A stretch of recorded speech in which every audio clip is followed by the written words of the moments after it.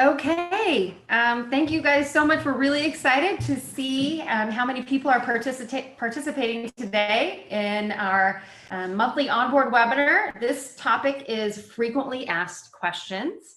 And my name is Jenni Washington. I'm one of the OnBoard implementation managers here at Passageways. And I'm joined by Tim Vire. Hello, everybody. This is Tim. And then we also have Brian Martin, who's going to be helping us out today with the Q&A. So today's session is really about all about your questions. And so we want to give you an opportunity to provide some feedback on what you'd like for us to be talking about. We have some items prepared, things that we have gotten requests from you directly. But for today, really, we want to make sure that you have an opportunity to tell us about the features and the functionality that you have unanswered questions about. And we'll ask you to use the Q&A tool. So go ahead and place your questions in there. And Brian will be either responding to those in text or will be live answering some of those. And just as a reminder, today's session is we're encouraging you to ask us things that you believe OnBoard may have some functionality to do, and it's a challenge, a business challenge, or some type of activity involved with your meetings that you'd like us to help explain. If it happens to be a feature request, which we love to get those, we will encourage you and let you know how you can share those directly with your customer success manager and how you can also put those forward to our help desk. So with that being said, and if there aren't any questions about audio, please let us know. We're going to go ahead and jump right in.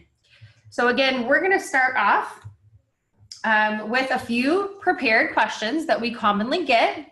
And then as your questions come in, Tim and I will be kind of going back and forth and getting those answered. So we actually had this question come in when we sent out our invitation for today's webinar. So this question is, what happens if you make a change to your meeting? Whether that's the meeting date changes, something in the agenda, a new topic gets introduced, or a document or report is revised and needs to be changed after you've already made the meeting visible or published. How can you communicate that change to your members? So this is a great question, and there are actually a couple of different options. And so what we've decided to do is grab a couple of screenshots from OnBoard, and we're going to talk you through some of the different ways that you can communicate these changes to your attendees, to your board directors. So I'm going to attempt to kind of walk you through this with my mouse. So up here in the top left corner, I've got the meeting details page. And here I'm showing that maybe you changed the date of the meeting as an example. Or down here in the agenda, maybe you changed the attachment. So those are a couple of examples. So one thing that you can do to notify your members of the change is to use the meeting visibility. So up here in the top right on the meeting details screen is the meeting visibility. When you click on that and choose a status, you can change the status. For example, if the meeting is unpublished, you can make it all visible. If it's already all visible, you can simply choose a different status, return it back to the all visible status, and you'll receive this pop-up asking if you would like to notify your readers about the change. Of course, you would want to say yes. And then over to the right is an example of the email that OnBoard would automatically send to those who have access to the meeting. And so this is letting them know that the meeting has been updated. From that, let's say they need to go in and re-RSVP to the meeting. They can RSVP, mark how they're attending, and then update their calendar. So this does integrate through the RSVP tool with their calendar. So again, using a combination of changing the meeting visibility and having them accept or RSVP to the meeting. If, for example, it's a date change, that will then reflect. So that's one way. Another way would be to leverage the announcements. So on your announcement or dashboard page, depending on what package you have, you can use the announcements in this example to let them know that there's an important change, and you can be specific. So here I can actually say, please read, there's been an update to the meeting, and I can actually specify what the change was and even link them directly to the board book. When I post an announcement, is going to send in an email, again, letting them know the title of my announcement, which is please read, there's been an update. So hopefully that will encourage them to click on the link and read the announcement in OnBoard to know what has changed. So I want to make sure and pause for a moment and just see with Brian if there are any questions coming in related to this particular item. Hopefully you found that to be helpful. We know that in many cases, there are last minute changes to the meeting. And so while OnBoard does support those by being able to allow you to make those changes and have that be real time, we want to make sure you know how you can also communicate that those changes have occurred. Okay, well, we're going to go ahead and continue to move through some of these prepared questions, and I'm going to turn it over to Tim for the second item. So our next question has to do with surveys. So the question was, where can I see who has responded to a survey while it's open? So let's say you put together a survey and you really like to know while it's still out there among the members, who's responded, not only who's responded, but how they've responded. You can actually do that, and you do it by going into the survey. And as you see there, we're on the survey details screen in the action section. And you'll go to question number 1 to start with, and you highlight that. And then if you look in the upper right-hand corner of your OnBoard screen, you'll see a link there that says View Results. Now, one thing that you need to know, for that to be available, you do have to set up each and every question in your survey that you want to be able to see results for by answering the questions here. And these are found as you're creating the question at the bottom of the screen after you put in the verbiage for your question and your options. You want to pick one or both of the graphical or roll call. We're going to show you that here in a moment, what those look like. But graphical is a visual, and roll call is a list. So if you look at the bottom left of our screen, you'll see that for question number 1, and this was a test, so one person responded here so far. But you can see that on there, one person responded, and so that question has been answered by them. On the right-hand side, you can see the actual roll call, and this was the strongly disagree to strongly agree format question, the Likert scale. So here you can see that I chose number 10. So I very strongly agreed with that question or what it was asking me to give an opinion on. You can see both. Now, if you just pick graphical, you'll just see the picture on the left. If you just pick roll call, you'll just see the list. But this is how you can do that. So that way you can not only see who all has responded so far, but you can get a little bit of a feel for the direction the survey is going. Great. So Brian, how are we doing on questions? Well, we have a lot of folks reaching out with various questions on a lot of different topics. There's folks who, I see a lot of questions on how to do motions as part of make motions as part of an agenda or as part of a vote. They want to know if their users, their voters can enter themselves as a person, make a motion or a second. Here's a really good one I like. Sonia reached out with. Is there a way you can underline items in an agenda? That's a great great thought or question, how to underline. We don't currently have formatting capabilities within the agenda. You could emphasize the title by putting something in capital letters. You could put an asterisk and do things like that. But currently we don't have like underlining or bold in the section itself. Of course, in the documents that are attached to the section, you have full capabilities. So we'll look to Brian to continue to ask some additional questions that might be coming up, and he'll also be answering them live as we're talking. So, okay, with that, we're going to move into question number 3. So this is also one that comes up very commonly. So you have a new director or a director who has a new email address, and you want to know how do you update it in OnBoard. So there are, again, a couple of options here. The recommended option is to ask that particular member to go ahead and change their email address themselves. And I am showing you the directory, or rather profile page of the member. So when your member logs in, they're going to want to choose their profile picture or their initials if their picture's not loaded. And that's going to allow them to access their profile settings. They're going to be presented with this screen, and I've highlighted here that just below their first name is the option to change their OnBoard ID, which equates to their email address.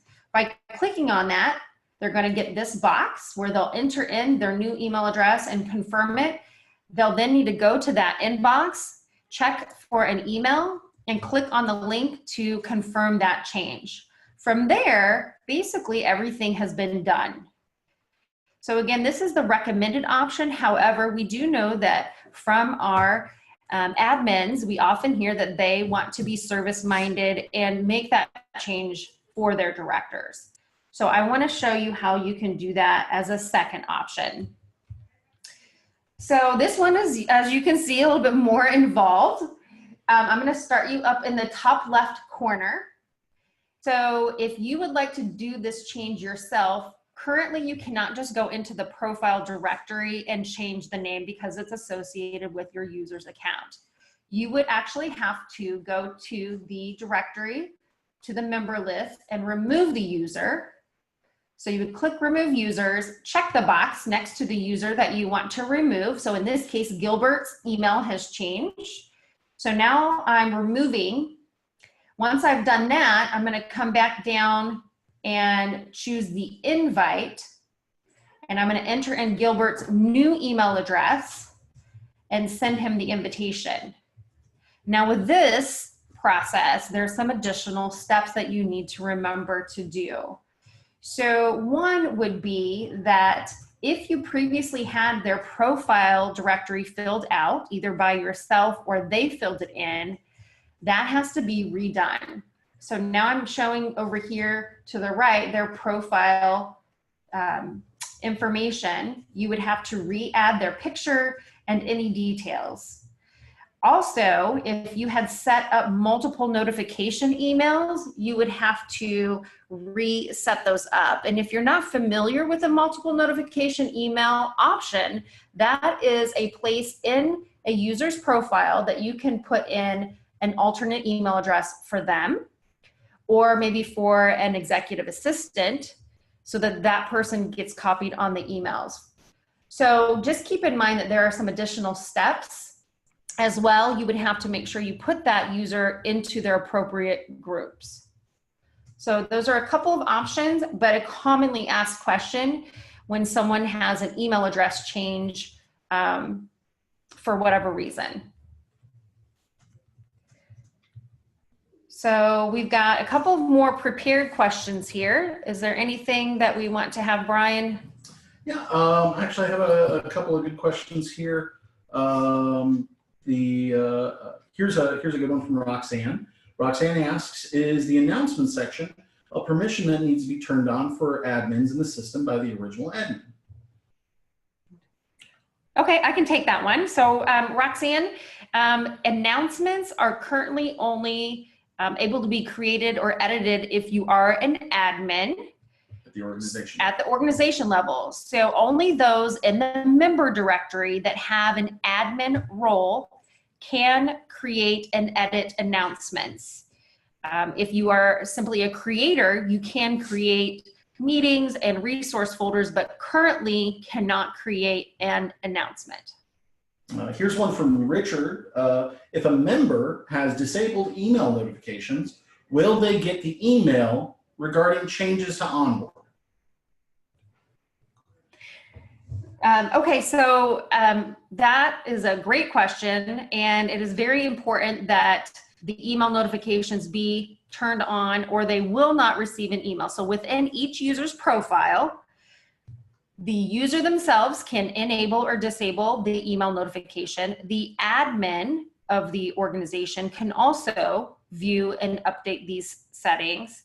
That being said, we do have groups that turn the email notifications off, but it's only because they know that all of their directors are using the Passageways OnBoard app on a mobile device, like a provided tablet by the organization, and the push notifications are enabled on the app. And that way, the user is still getting notified through the mobile app push notifications on the device, but not through the email. Great question. Here's a good one from Kathy, going back to if a user changes their OnBoard login. If a member goes in and changes their email themselves, does all their info in the user profile stay? And do their annotations stay in their past board meetings? Excellent question. Yes, and that is another important point that you've made of why we would recommend the user make the change themselves. So yes, if the user changes their own email address, which is also equated to their OnBoard ID, their profile will retain all the details, so that will stay. And the second item about their permissions will also stay. So great question. Jack has a question about administrators receiving notifications. Do administrators, and I'm going to assume he means the organizational level here, do administrators often automatically receive all emails for announcements, meeting changes, etc.? Or is that a setting that can be turned on? Okay, so yes, with some exceptions. So someone who is an administrator of your whole portal will receive notifications if they are an admin of the item, right? So if I create a meeting and I publish the meeting, I'm going to get a notification. If I create a resource and I'm an admin of the resource folder, I'm going to get notified that a resource has been uploaded. An exception would be if you happen to be a group that has the actions tool set, and I am creating an approval and I am the admin, only the notification that the vote is open or the approval is open is going to go to the voters. I think that's the one exception. Okay. Anne has a question, and I think this probably has something to do with our latest update. If a different staff is assigned as an administrator on a specific section, right now they can't add or delete subsections already set up by the OnBoard administrator. Can they have the full admin rights to their specific sections? So I think there's a difference in terminology there, Anne, in your question. I think what you're referring to is if somebody said as a contributor on a specific section. Because if they're an admin on a specific section, they should be able to currently add or delete subsections. Now, if they're a contributor, as of this last update, they no longer have the ability to edit the agenda as a whole. Though after analysis, we have determined that capability is going to be restored in a future update. We've had a lot of feedback from our customers, and we do thank you for that, that asked for that that capability to be returned. So I'm sure a few of you had questions about that capability. If you're a contributor previously to this last update that rolled out, you have the ability to make some edits to the agenda. At this time, contributors do not have that capability any longer, though we are bringing that back in a future update forthcoming. So look forward to seeing that return. And we'll, of course, have that in the notes from any updates that come out in the future. Yeah, we're really excited about those of you that are asking questions. And for those of you that have joined to listen to others' questions, maybe you're a newer member of the OnBoard family. Hopefully you're finding this to be helpful. And we'll want to make sure that if you don't get your question answered, that you know how to provide that after today. One way is to send an email to obpros@passageways.com. Again, it's obpros@passageways.com. And doing so will hit that inbox for all of us in the OnBoard success team. And one of us can make sure we get that question answered for you. Beth has a question. She wants to know, or wants to discuss resource viewing privileges. Just looking for some clarification on the privileges for viewing a particular resource. Well, actually, Beth, that's great because this next question that we've prepared actually has a screenshot in it of the resource area. So why don't we go ahead and we'll answer your question, and we'll also go ahead and take care of this question at the same time. So, Tim, if you'd like to. So let's move on to the question that we had was, can I change the order of my resource folders and files? And so what you see on your screen now is actually the contents of a folder. Their folder is what you see on the top there, audits, 2019 audit notes. You know, there's nothing worse than going into a folder, and when you have an alphanumeric system, if you did not have an intentional naming convention when you put everything in there, they're just going to kind of follow where they do by alphanumeric sort. So if you want to be able to control them in a way that helps you find them faster, and this works for either folders or actual resource files, you just need to decide the convention. So in this case, since there were audit notes for each month in this case, I went in and just showed you how you would just number your months. So that's pretty straightforward. I couldn't think of an easier example to show today. But number 1 for January, number 2 for February, number 3 for March, and so on. And then again, that process will consistently work for you in folders and file names, so that you can then kind of control you know, the way you're able to roll through those things. So hopefully that's pretty clear. Okay, so I'll go ahead and take the question that came through from one of our attendees.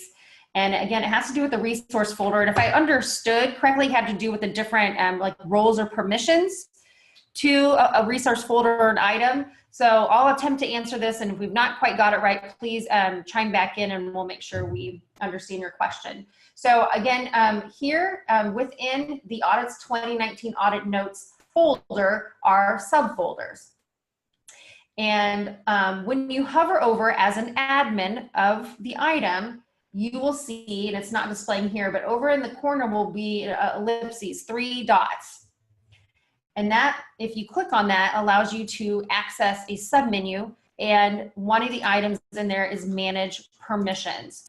Now, each area of OnBoard has its own set of permissions. Resource folders and resource items have only one of 2 permission options. You're either an administrator or a reader. 2 simple options. If you're an administrator of the folder or the item, you can rename it. You can edit in terms of removing and replacing, not edit within the actual tool, but delete or replace. If you're a reader, all you can simply do is consume that information by clicking on it and viewing it electronically within OnBoard. Now, if you're logging in through your browser, they also can download that item, but they cannot edit and re-upload as long as they are only a reader. So hopefully that answered that question. Anita has another resource-related question. This is a good one, I think. Anita asks, is there a way to allow a resource document to be downloaded or printed? For example, each year they require a board member to sign a document. She would like to be able to upload the form to OnBoard so they can download, print the form, and they can bring the completed form to the first meeting of the year.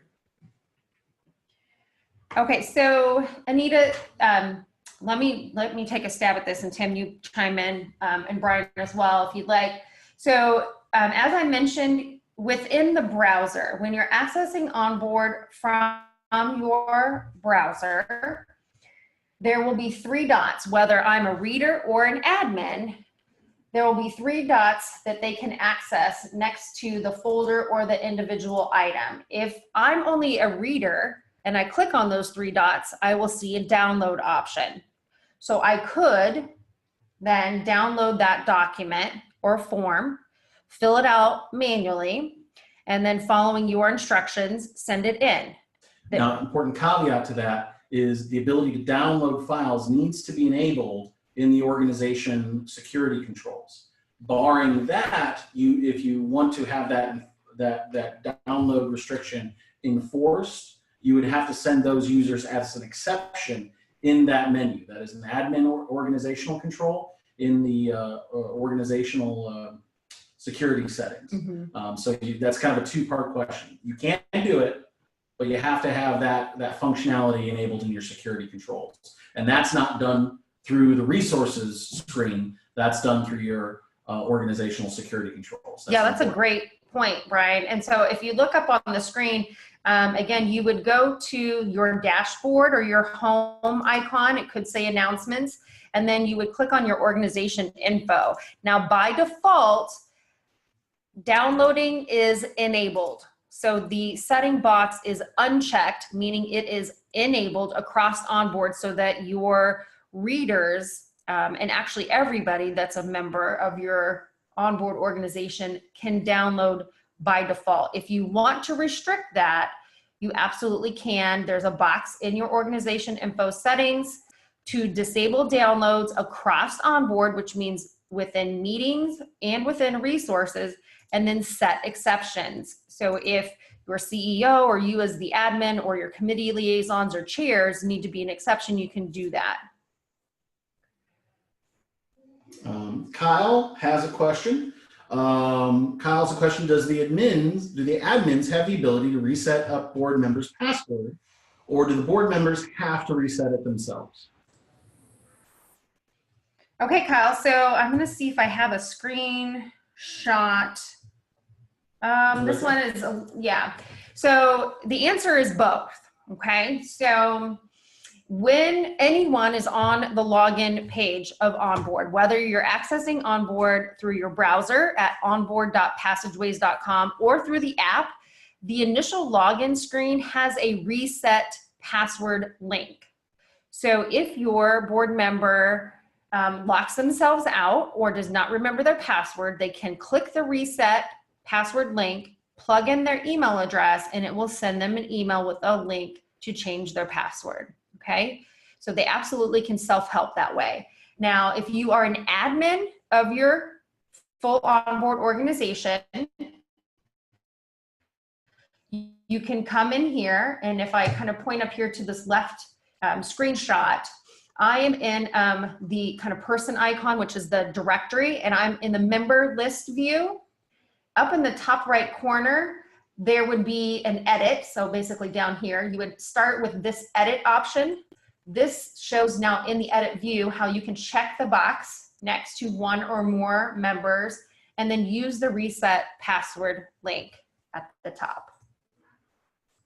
Great question.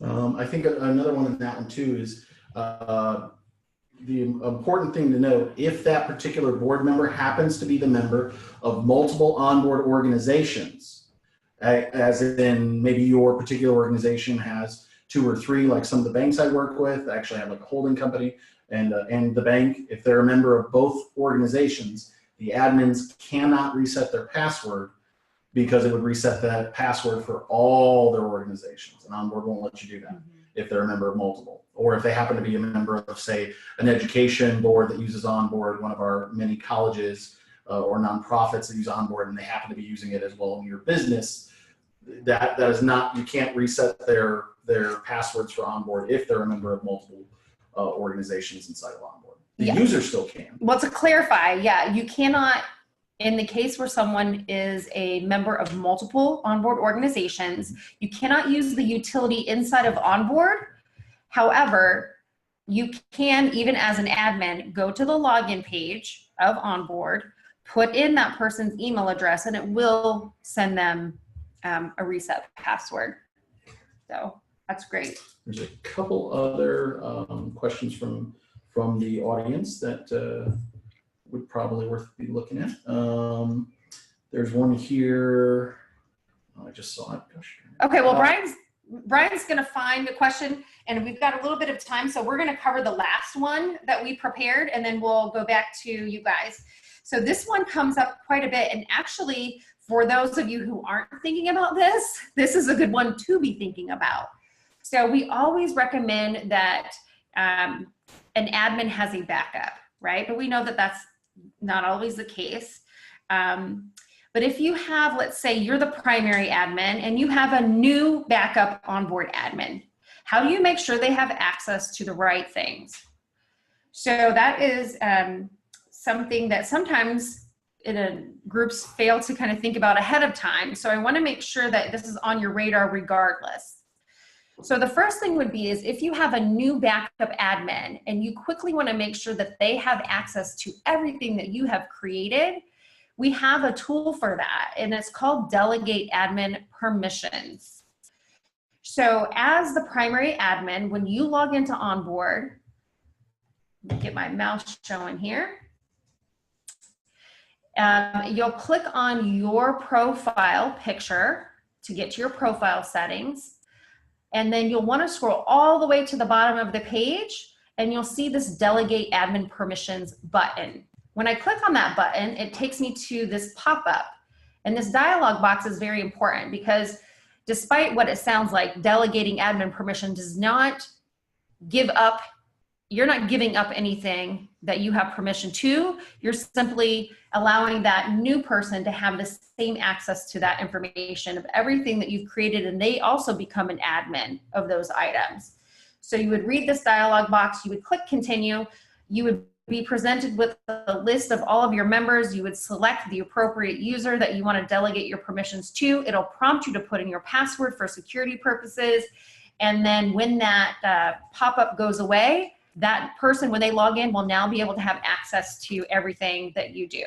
So ideally, you would want to make sure that if for some reason you're planning your retirement, congratulations, or you're just leaving the organization or moving into a new role, you want to always make sure that before you exit, you delegate your permissions to the next individual.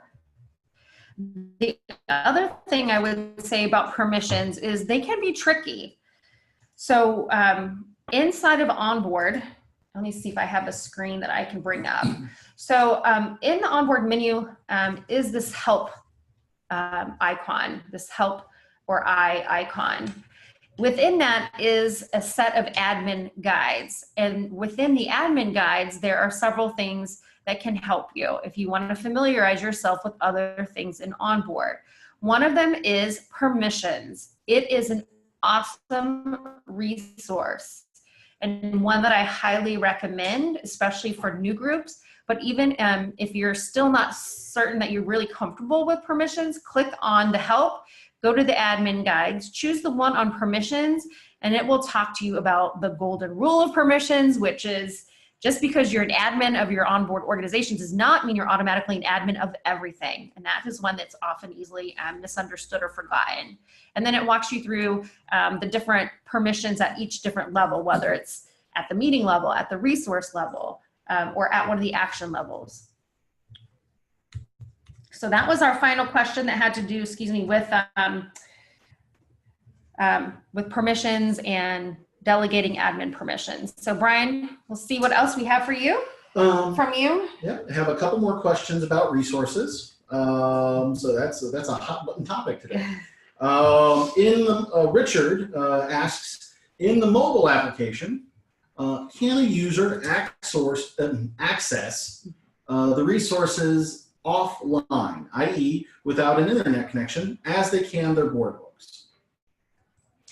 Well, unfortunately, the answer currently is no. So the only offline access is for full board books, but that's a great suggestion, if you will. If you'd like to put that forward, you can either contact your customer success manager. You can easily send that feature request into help@passageways.com, and we'll get that logged and put it in for consideration. Let's see. What was it? There was another question here. Leanne Murphy wants to know, can she print only particular sections of a board book and not the entire board book? Okay. Yeah, so Leanne, actually you can. I don't have a graphic that I can show for this, but if you click on your meeting, you can, and let's say you're of course logged in through the browser. So you go to the meeting and you'll see a series of links: RSVP, open book, downloads, edit permissions. You'll want to click on downloads if you want to download and print the entire book. So that's where you can download and print the entire book. If you only want to grab specific documents, you have two options. One would be on the meeting details screen at the bottom where the agenda appears. Within each agenda section, you can expand and see that document or documents within that section, and there'll be a blue download icon to the right of the document. You can use that to download an individual document and then print. So there is no direct print from OnBoard. You do first have to download. The other way is to open the book. So to go to the meeting, click on Open Book, and in the agenda view, you can also expand the agenda to show all of the documents within the sections.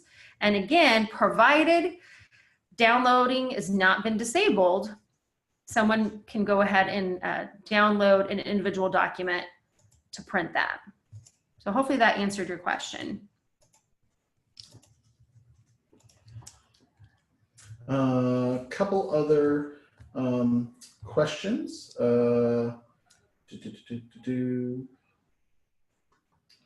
We really appreciate Brian. I know you guys are furiously asking questions, and he's typing away, trying to answer them online, as well as bring forward those for us to answer live. So thanks, Brian. Here's an easy one. One of our anonymous attendees joined the webinar a few minutes late and missed the answers to the first couple of questions.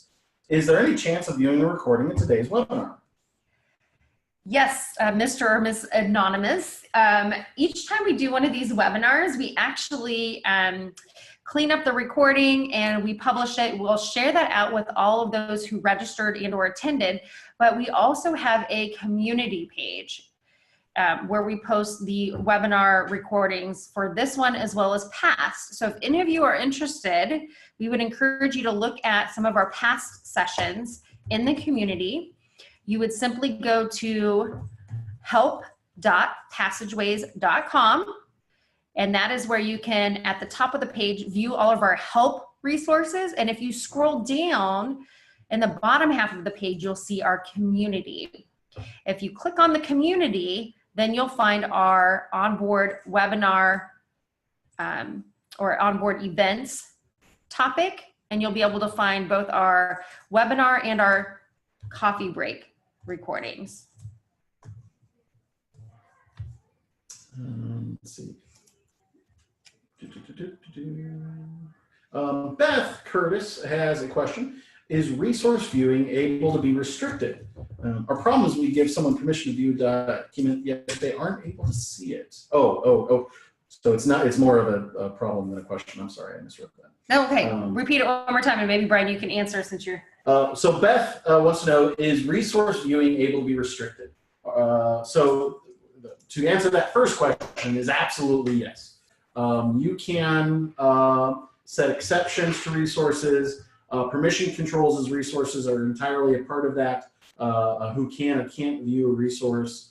However, I believe the question, Beth, you mentioned here is you're giving permission to someone to view a document, yet they're still unable to see that. So I think that might be more of a tech support issue. What I would ask is that you reach out to your CSM and we can kind of help triage that with you. It could be a number of different things that's preventing them to view that if they have been given proper permission and they still can't see it. We just kind of have to fix that on a one-on-one basis. And this actually, just one other thing, being on the implementation side of the house, when I work with new groups, I want to make sure that I always remind everyone, and so this may be a good reminder for you, is if you're creating a new resource folder. So let's say you've got your resource library set up, but you've decided now to introduce some new information, maybe your orientation packet. So you create a new folder, you put all that great content in there, you drag and drop, whether it's files, videos, links to external resources, images, you put all that rich content in there, and then you forget to set the permissions. So this actually happens. We want to make sure you remember that you have to go back, hover over the folder, click on the 3 dots, then manage permissions, and make sure that you add your users. By default, whoever creates the resource folder is the admin and the only person that that's visible to. So not sure if that happens to be the case in this instance, but it did prompt me and wanted to make sure and remind everybody of that important permission item. So we're nearing the end of our time. So we've had a lot of great questions today, and we really want to thank you for joining us today and sharing those. And I know that there's probably a lot of you out there who had other questions, and I want to remind you of that email address that Jenny shared earlier, the obpros@passageways.com. We would love to get your questions that might not have made it through today. We'll still follow back up with you and answer those. And we're always excited to hear from any of our family. We're also excited about what's happening next week. Just next Thursday, a week from this Thursday, the 23rd, we have our coffee break. And as many of you know, these are something we introduced this year, a little bit different format. And we're excited about next week's coffee break as we have Dean Pillmeyer from the Abbey Credit Union. Dean is the president and CEO of Abbey Credit Union. He's going to join us. And we're going to talk about how they started using virtual meetings and the approvals tool in OnBoard with their commercial loan committee, and how that has helped them to do some pretty dramatic things that have made them feel a much higher sense of efficiency and customer satisfaction. You know, one of the things that's interesting to note here, you see on the screen there, according to Doodle's 2019 State of Meetings report, the cost of poorly organized meetings, none of us ever have those, right? In 2019, will reach $399 billion in the United States and $58 billion in the UK. That's obviously something that we know you want to avoid, and we're trying to help you do that. And one of the great ways to do that is to find tools that help to automate things wherever possible and make things happen faster.